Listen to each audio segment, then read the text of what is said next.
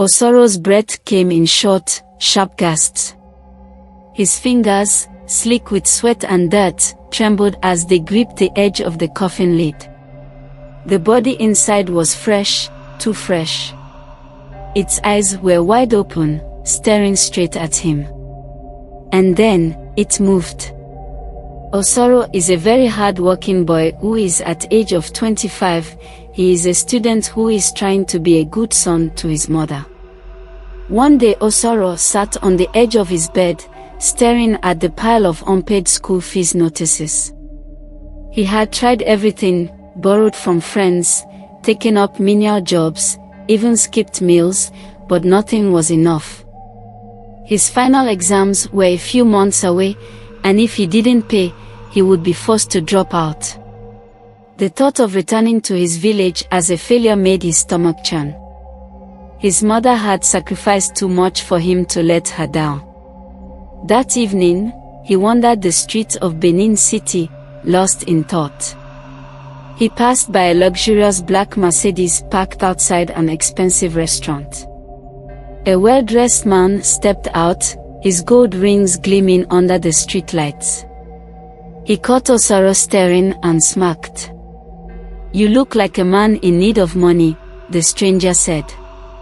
"I can help you." Osaro hesitated before stepping closer.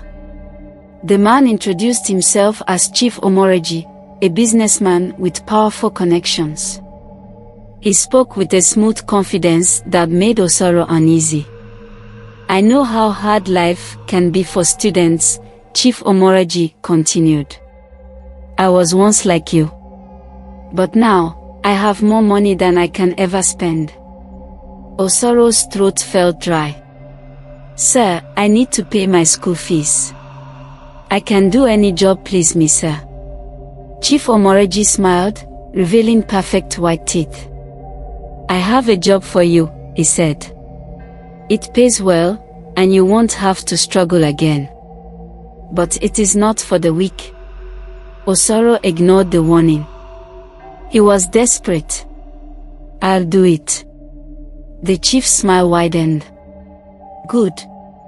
Meet me at the old cemetery at midnight."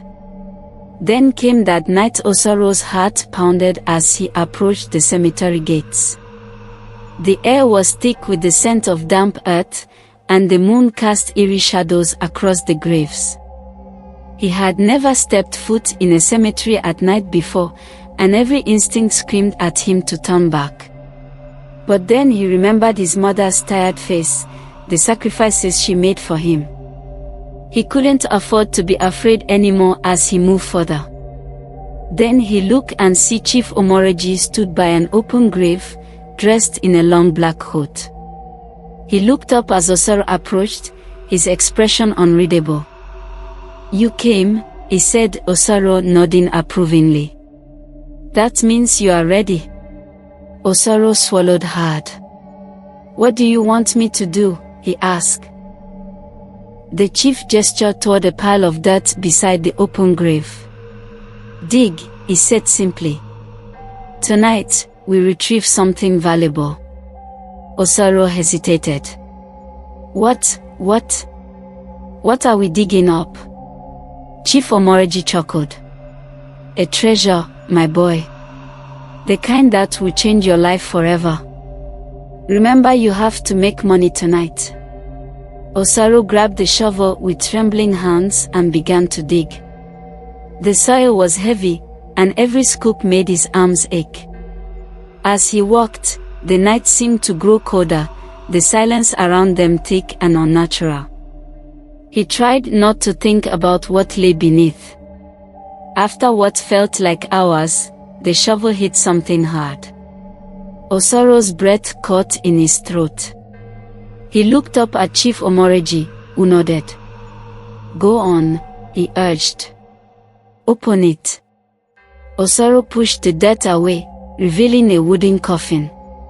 His stomach twisted. This isn't right," he whispered. Chief Omoregie placed a firm hand on his shoulder. A guttural sound escaped Osaro's throat as he stumbled backward, his legs refusing to support him. The night air was thick, suffocating, filled with something unseen but heavy. Chief Omoregie stood over him, his expression calm, almost amused. "You made a deal, Osaro. Open it." With shaking fingers, Osaro pried the lid open. What he saw inside made his blood run cold. The body inside was fresh, too fresh. Its eyes were wide open, staring straight at him. Guys, stay tuned as we are dropping part 2 soon. Don't forget to subscribe as you be the first.